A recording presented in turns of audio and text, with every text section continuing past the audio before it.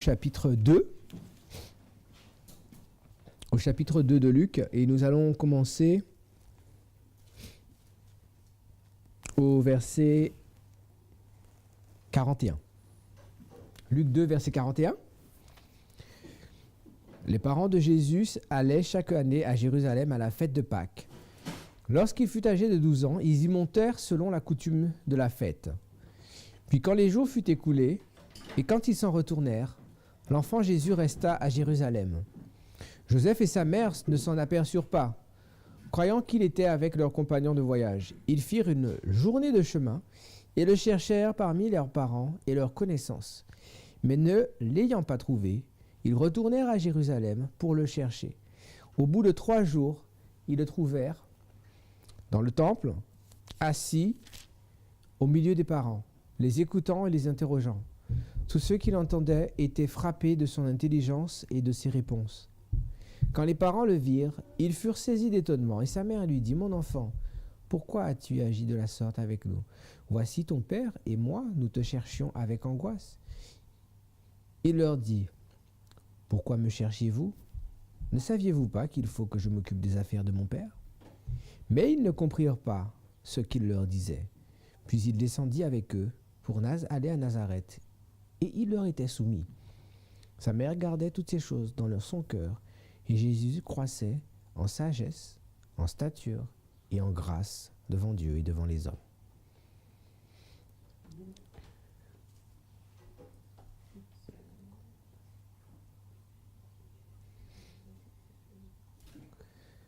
Ce passage est tout à fait intéressant dans l'enseignement spirituel qu'il emmène.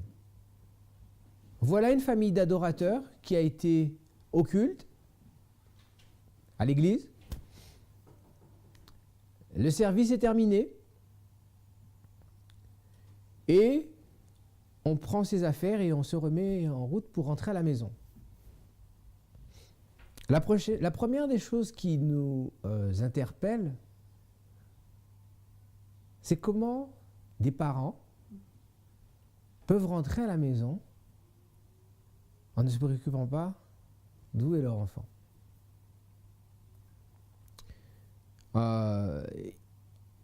Et pour ça, faut lire un petit peu sur la manière dont les cortèges s'organisaient pour la Pâque. La Pâque était le point culminant des fêtes qui étaient célébrées à Jérusalem. Et si on se rappelle ce qui avait été ordonné dans le livre de Moïse, on ne pouvait fêter la Pâque qu'à Jérusalem. C'est pour cela que après que Jésus fût mort dans le temps de la Pentecôte, c'est pour ça qu'il y avait des gens de la diaspora juive, de toutes les langues parlées de l'époque, qui étaient réunis à Jérusalem. Dieu avait conçu le service, les rites du sanctuaire, de manière à ce que, immanquablement, chaque adorateur juif puisse rencontrer Christ. Et donc, lors de la Pâque,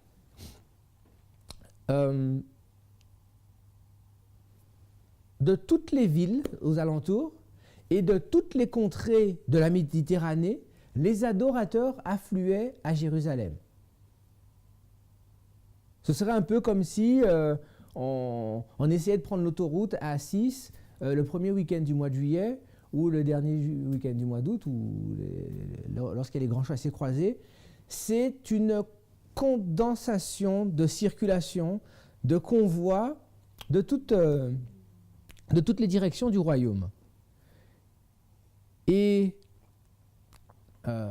il n'est pas rare, dans ce genre d'occasion, de se déplacer par quartier ou de se déplacer par famille, avec les papas discutant avec les papas, les mamans avec les mamans et les enfants avec les enfants.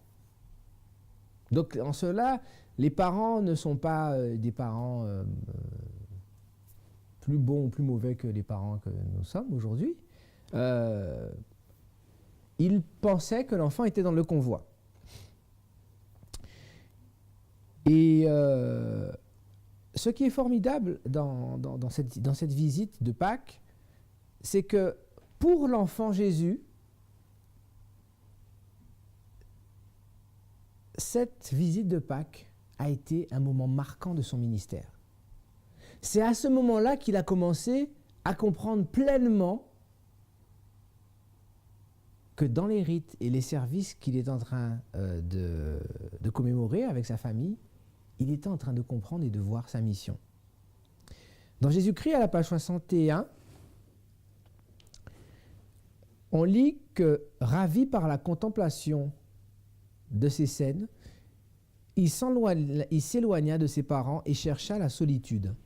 Et lorsque les services de la Pâque furent terminés, il s'attarda dans les cours du temple, si bien qu'il fut laissé en arrière quand les adorateurs partirent de Jérusalem. À l'occasion de cette visite à Jérusalem, les parents de Jésus désiraient le mettre en rapport avec les grands docteurs d'Israël. Quoiqu'il obéit à la parole de Dieu dans tous les détails, il ne se conformait pas aux rites et aux usages des rabbins. Joseph et Marie espéraient qu'il fût possible de l'amener à révérer les savants rabbins et à prêter une attention plus diligente à leurs exigences. Mais pendant sa visite au temple, Jésus avait été instruit par Dieu et il commença immédiatement à enseigner ce qu'il avait reçu.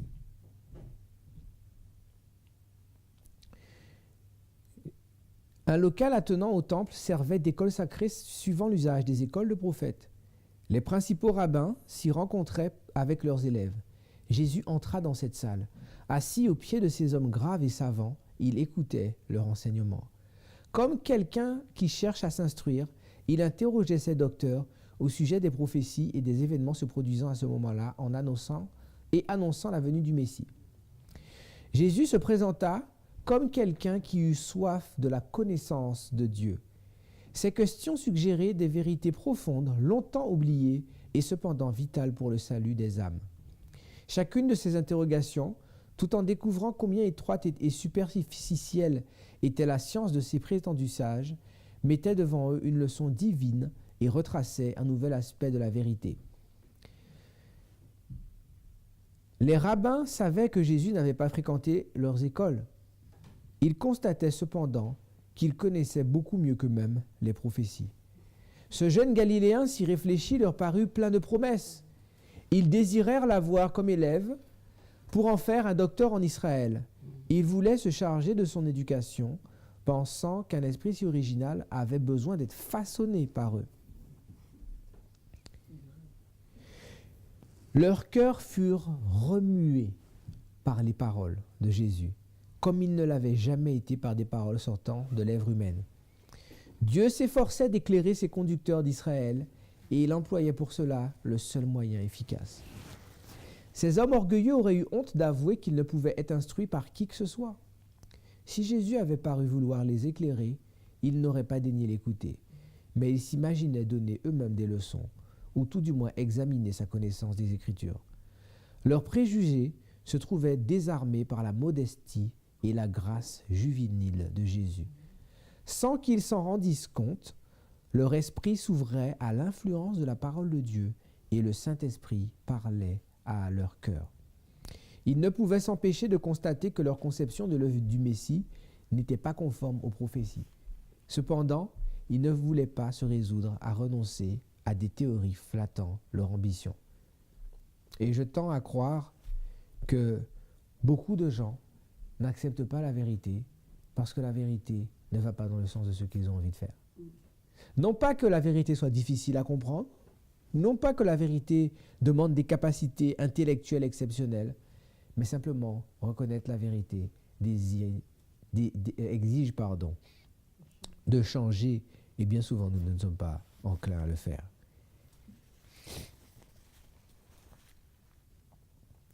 Pendant ce temps-là, nous sommes dans Jésus-Christ à la page 63,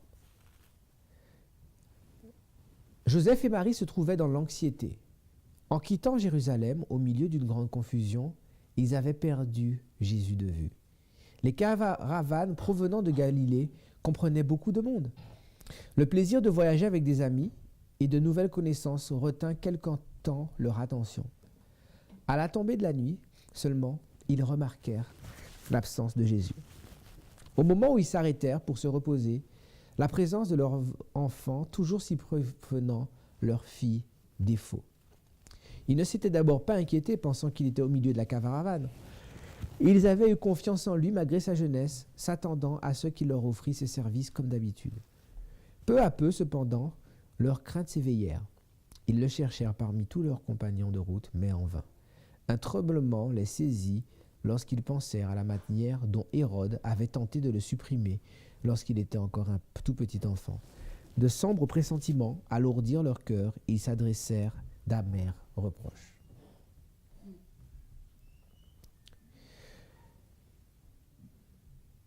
Joseph et Marie, ici, sont une illustration frappante.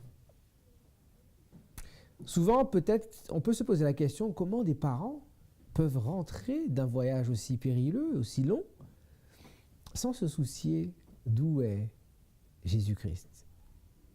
La sœur White nous dit qu'ils ont perdu Jésus de vue. Et vous savez que l'expérience de Joseph et Marie, c'est une répétition de l'expérience de chaque croyant. Vous avez vu à quel moment ils se rendent compte que Jésus n'est pas là? À la tombée de la nuit.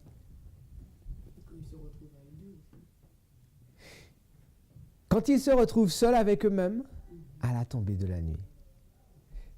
Cela ne nous arrive pas parfois de passer des journées, d'avoir perdu Christ de vue. Et à quel moment on essaie de le rechercher? Lorsqu'on se retrouve seul, à la tombée de la nuit. On se rend compte que quelque chose n'a pas été correct dans cette journée. Nous sommes partis, nous avons fait notre chemin et nous avons laissé Jésus dans le temple.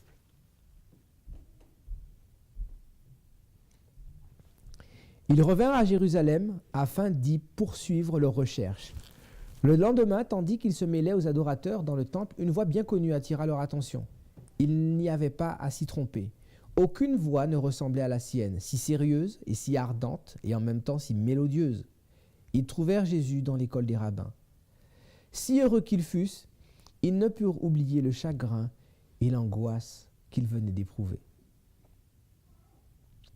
Quand Jésus les eut rejoints, sa mère ne put s'empêcher de lui dire sur un ton de reproche, « Enfant, pourquoi nous as-tu fait cela ?» La nature humaine est intéressante. Quel âge il a, Jésus? 12 ans. Il a 12 ans. Qui est-ce qui est en défaut dans cette situation? Jésus est un être si exceptionnel qu'à l'âge de 12 ans, ses parents se sentent à l'aise de se décharger sur lui de leurs propres errements et de leurs propres égarements. Jésus aurait pu leur poser la question, mais qu'avez-vous fait? Vous êtes partis sans moi.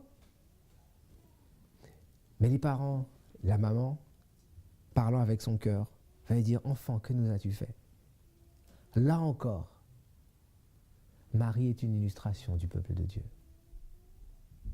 Lorsque nous décidons de partir, de commencer, de faire notre journée sans Christ, et que survienne un tourbillon, un ouragan, un incident, bien souvent, qu'est-ce que nous disons?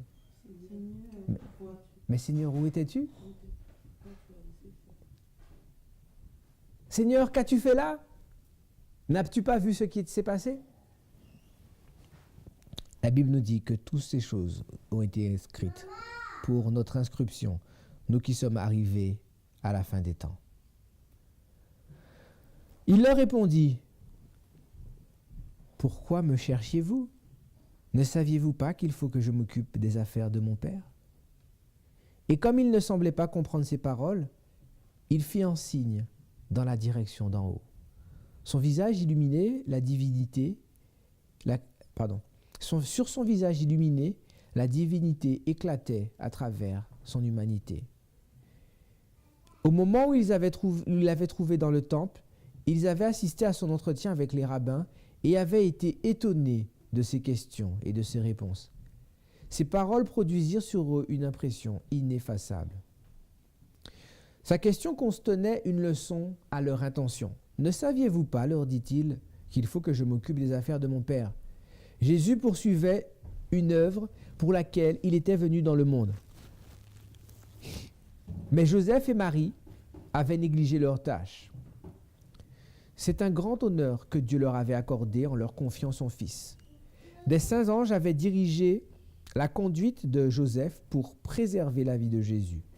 Or, ils l'avaient perdu de vue un jour entier, alors qu'ils n'eussent pas dû l'oublier un instant. Quand leur anxiété eut pris fin, ils avaient fait retomber sur lui le blâme qu'ils avaient mérité.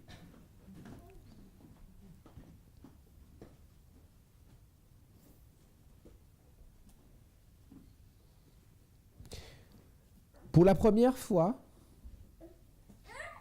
par la réponse qu'il fit à sa mère, Jésus montra pour la première fois qu'il comprenait quelle était sa relation avec Dieu.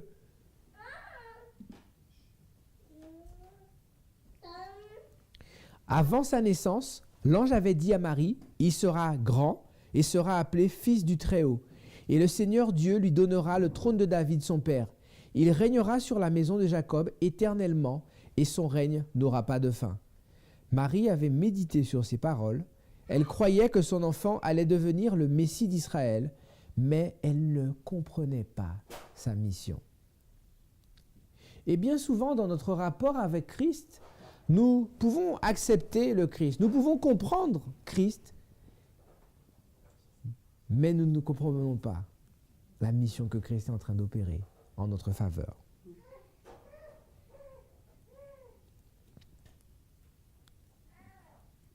Jésus n'ignorait pas la nature de sa relation avec ses parents terrestres. Retourné de Jérusalem à son foyer, il les aida dans leurs pénibles tâches. Cachant dans son cœur le mystère de sa mission, il attendit patiemment le moment qui lui était fixé pour commencer son œuvre. Après que sa mission lui eut été révélée dans le temple, Jésus évita le contact avec les foules.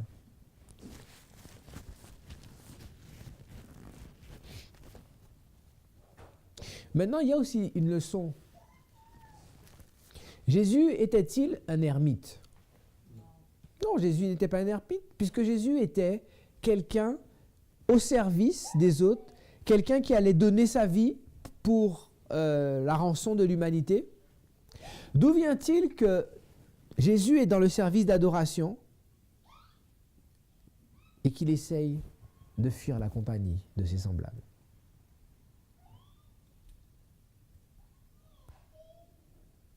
C'est encore une parabole ou une leçon de choses pour vous et moi à la fin du monde. Si nous lisons attentivement, Jésus voulait se séparer des différents adorateurs parce que les adorateurs qui étaient venus étaient remplis de légèreté et de frivolité en étant dans le temple. Et cette frivolité et cette légèreté mettaient une séparation dans le service d'adoration auquel il était venu de participer. Et quand on regarde l'histoire de la Pâque, on se rend compte du danger qu'il y a de la religion formaliste. Les parents, le texte le dit clairement, ils étaient venus à la Pâque pour la tradition. Est-il possible aujourd'hui que nous allions au service religieux pour la tradition? La Bible nous dit dans Colossiens chapitre 1er versets 14 et 15, « Tout a été fait par lui, tout a été fait pour lui. » À quoi était censé amener la Pâque? La Pâque était faite de manière à ce que chaque adorateur de la nation juive puisse contempler l'agneau de Dieu qui ôte le péché du monde. Quand on regarde les ingrédients qu'il fallait cuisiner, la manière dont il fallait les cuisiner, l'heure à laquelle il fallait les cuisiner, Toutes ces choses-là étaient des indicateurs pointant à la vraie Pâque, Christ qui allait être immolé pour nous. La Pâque ne pouvait pas être prise le matin. La Pâque ne pouvait pas être prise la nuit. La Pâque était prise entre les 2 jours.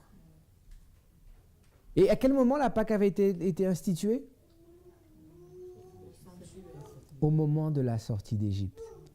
Dès la sortie d'Égypte, Dieu était en train de mettre en place un système de leçons de choses, un système de paraboles pointant à la vraie Pâque. On retrouve encore le concept de type, antitype.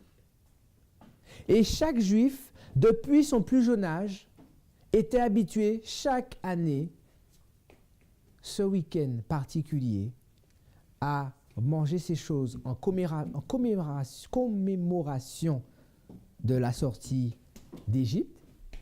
Et il y avait une herbe dont le goût était doux. L'herbe avait un goût amer. En préparant des générations et des générations de Juifs au service de la Pâque, Jésus voulait imprimer dans leur esprit le moment où la vraie Pâque allait venir, afin qu'ils puissent la reconnaître. Chaque samedi, dans la synagogue, chaque sabbat, on lit Ésaïe chapitre 53, qui pointe à quel endroit? Christ, la Pâque.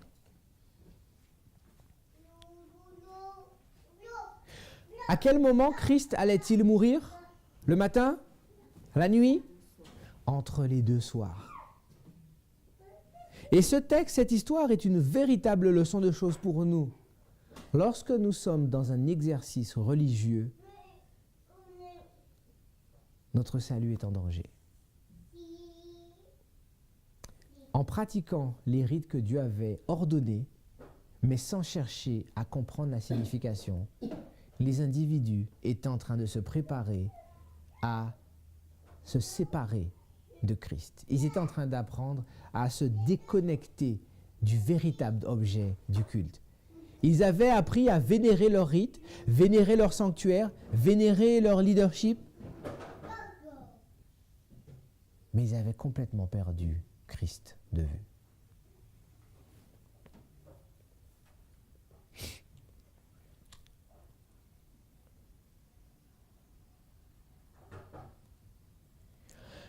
Si Joseph et Marie, nous sommes à la page 66 de Jésus-Christ, si Joseph et Marie étaient restés en étroite communion avec Dieu par la méditation et la prière, ils auraient reconnu le caractère sacré du dépôt qui leur avait été confié et n'auraient pas perdu de vue Jésus.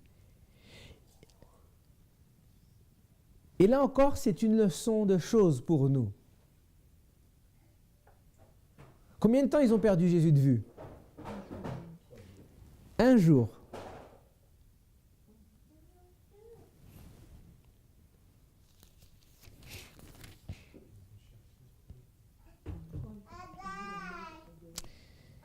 Les parents de Jésus allaient, nous sommes dans Luc chapitre 2, verset 41, les parents de Jésus allaient chaque année à Jérusalem et à la fête de Pâques. Lorsqu'il fut âgé de 12 ans, ils y montèrent selon la coutume de la fête. Puis quand les jours furent écoulés et qu'ils s'en retournèrent, l'enfant Jésus resta à Jérusalem. Joseph et sa mère ne s'en aperçurent pas. Croyant qu'il était avec leurs compagnons de voyage, ils firent une journée de chemin et le cherchèrent parmi leurs parents et leurs connaissances. Mais ne l'ayant pas trouvé, ils retournèrent à Jérusalem pour le chercher au bout du 3e jour. Donc combien de temps ils ont perdu Christ de vue? Une journée. Et une journée où ils ont perdu Christ leur a coûté combien de temps pour le retrouver? 3 jours. C'est une répétition de notre expérience. Cela ne vous est jamais arrivé d'avoir été loin de Christ? Et vous avez enclenché un processus de retour vers Christ. Cela vous a demandé de la peine, cela vous a demandé des efforts. Et maintenant, lorsque Christ, vous l'avez enfin retrouvé, quelle est la première chose qu'on va faire? on va le perdre de vue. On va le reperdre de vue. Et en le perdant de vue une journée, cela va demander 3 jours ou plus. Et c'est une des raisons pour laquelle notre vie spirituelle est faite de haut et de bas. Notre vie spirituelle est faite de cycles. Ce n'est pas parce que la vie est difficile. Nous rendons notre expérience chrétienne difficile parce que lorsque nous avons retrouvé Christ, en ne nous concentrant pas, en ne gardant pas le regard sur lui, nous le perdons de vue parce que nous sommes tracassés par les soucis de la vie, par les plaisirs du monde, par les préoccupations d'ordre matériel. Et lorsque ces choses-là ont éclipsé la place de Christ, on se retrouve le soir face à soi-même.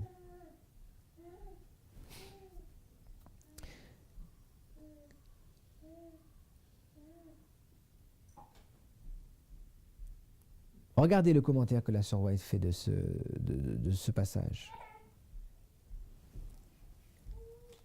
Un seul jour de négligence leur ravit le Sauveur. Pour le retrouver, il leur fallut 3 jours de recherche anxieuse.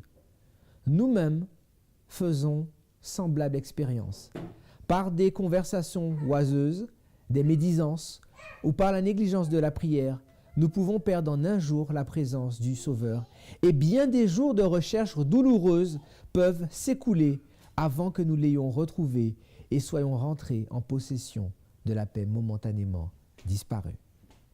Dans nos rapports les uns avec les autres, nous devons veiller à ne pas oublier Jésus, à ne pas poursuivre notre route sans nous rendre compte qu'il n'est pas avec nous.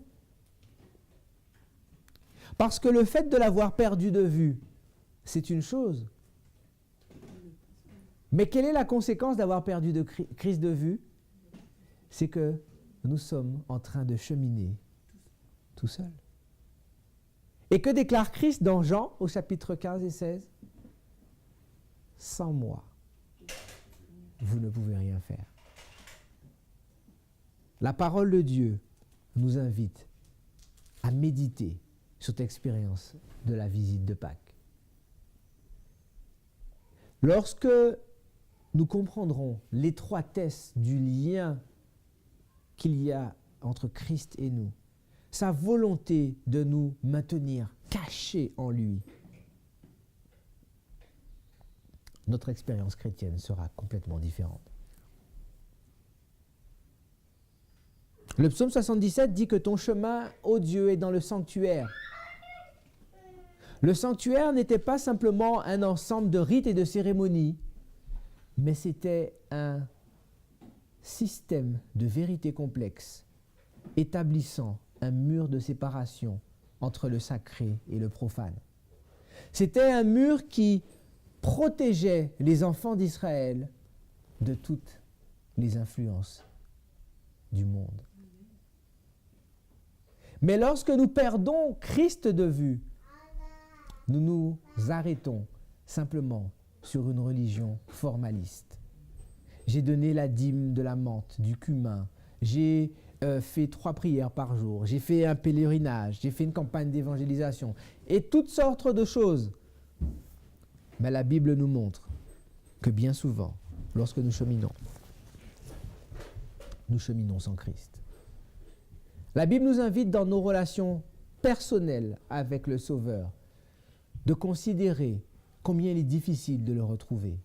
Alors, chers amis, ne perdons jamais Christ de vue. Christ et Christ seulement. Que ce soit dans le matériel prophétique que nous partageons, que ce soit dans les exhortations, dans les actions missionnaires, l'évangélisation, rappelez-vous que tout a été fait par lui et tout a été fait pour lui.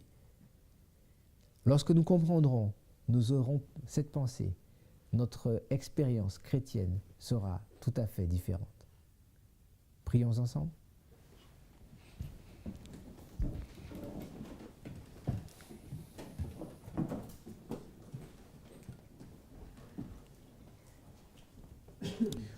Ô Dieu, l'éternité ne suffira pas à méditer et à contempler les profondeurs de l'amour de Christ pour nous pauvres pécheurs. Nous ne voulons pas penser à cet amour d'une manière sentimentaliste, mais comprendre d'une manière spirituelle le lien indestructible que tu désires établir entre toi et chacune de tes créatures dans la relation de salut.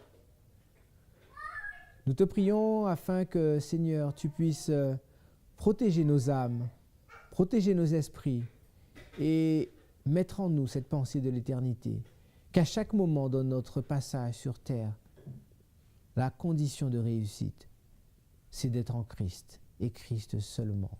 Soit que nous travaillions, étudions, mangions, dormions, buvions, Seigneur, que tout soit caché en Christ.